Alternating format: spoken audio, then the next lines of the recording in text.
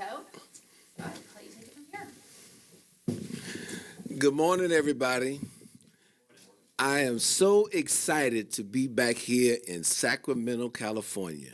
It is a joy, a blessing for me. I'm honored, ready to get to work. I'm going to open it up to questions from you guys. Hey, Scott. James Ham, ESPN 1320. I remember you, James. Exactly. Nice How to see you. Exactly. Nice to see you. Good to see you, too. Look, I think you've got a lot of orders of business here that you've got to take care of, but the first one is going to be the coaching situation. Mm-hmm. Do you have any idea what you're going to do with the coaching situation, whether it's Doug or you're going to open up to a full-fledged coaching search? Mm-hmm. Well, you're looking at a guy who's a veteran of so many coaching searches, I can't even count them right now. But what I can tell you is I've spent time with Doug Christie already. I first met Doug Christie when he was a player at Toronto. So I admired him as a player, his career. I've watched him this year from afar in terms of his ability to have a presence on the court. I think he's made a connection with players. We've had a few conversations up to this point. He was one of the first people I met with yesterday when I got into town. So I've only been here a little longer than 24 hours.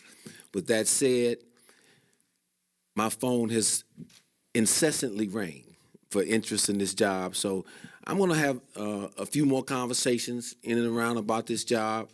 And hopefully I can come to some sort of resolution within the next week or so in terms of having a decision or announcement to inform everybody of.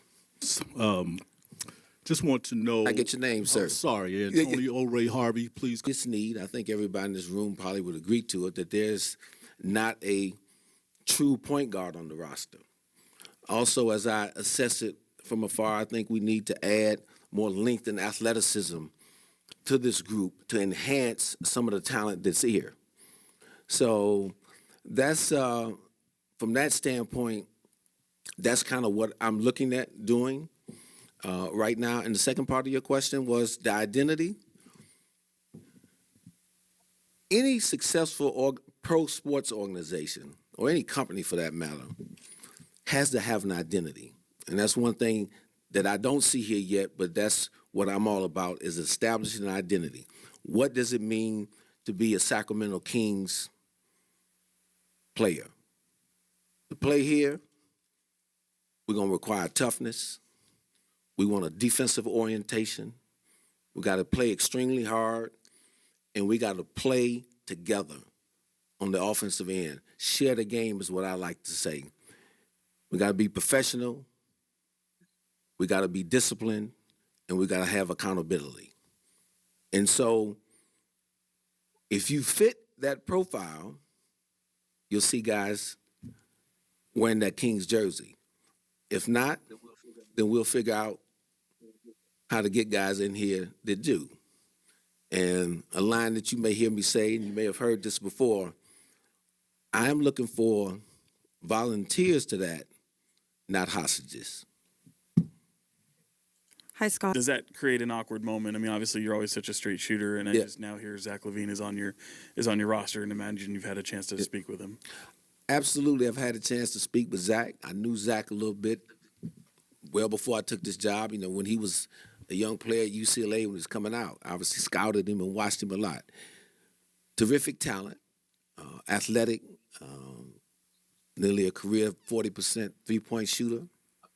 And he and I, like I said, we had a good conversation. It's my job now to help put pieces around him and others to enhance his ability to start winning. And that is what you're getting at with the comment that I made, because it was a reflection on him not having won as much. It's nothing personal with me. And the great thing, what I enjoy with my relationship with all players, and that's why so many of them reached out to me, because they know, okay, I might not always agree with him, but he's going to shoot me straight. And they know that I'm going to provide radical candor surrounded by radical love. They know it's coming from a good place. Hi, Scott. Hi, Scott. Michelle.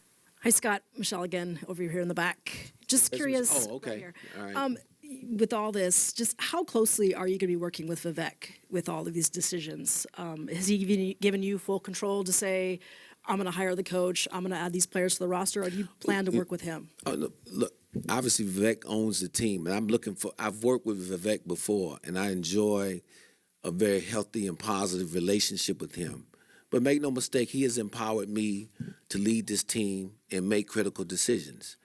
Now, will I talk to him often about different things in this team? Absolutely. It only makes sense. There's a saying that will be prevalent throughout my tenure here and within our office. I want diversity of thought, but with unity of purpose. And that's what we're going to be led by. And so that starts with my relationship with Vivek. There you guys go. Scott Perry, some highlights that I want to take away from Scott Perry's press conference, his introductory press conference. Sacramento Kings making it official today that they have hired Scott Perry as their next general manager. A couple of key takeaways. These are the things that really stood out to me. He's obviously happy to be back in Sacramento. Opened up his introductory presser with that, and then talked to pretty much probably the most important question that he came across today, and that was the head coaching position.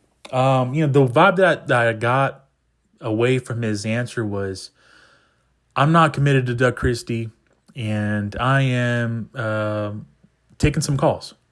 And you know what? I'm perfectly fine with Scott Perry doing that. Really shows and really tells me that I think the Kings are going to have a new head coach next season, because I believe that from what it sounds like and for what it looks like, Scott Perry is entertaining calls. He's not fully committed to Doug Christie, and there's a good chance where he may already have his guy in place and who he wants to hire. Who is that guy? I don't know. I don't have any information today on that, but maybe he said about a week that he will make a decision, and maybe they're still negotiating the person, their candidate, or who he's talking about, or he is planning on to hire. Doug Christie's very deserving. Feel for Doug Christie, but I already knew anytime you bring in a new GM, 99.9% of the time, they're going to want to bring in their own guy. So didn't commit to Doug Christie right away, as not a surprise or a shock. As much as Doug Christie deserves to be able to get a fair chance, new GM in town, most likely he's going to want to bring in his guy. And that's fine with me. I'm perfectly fine with him bringing in the guy he wants. If he already has somebody in mind now, why not just bring him now?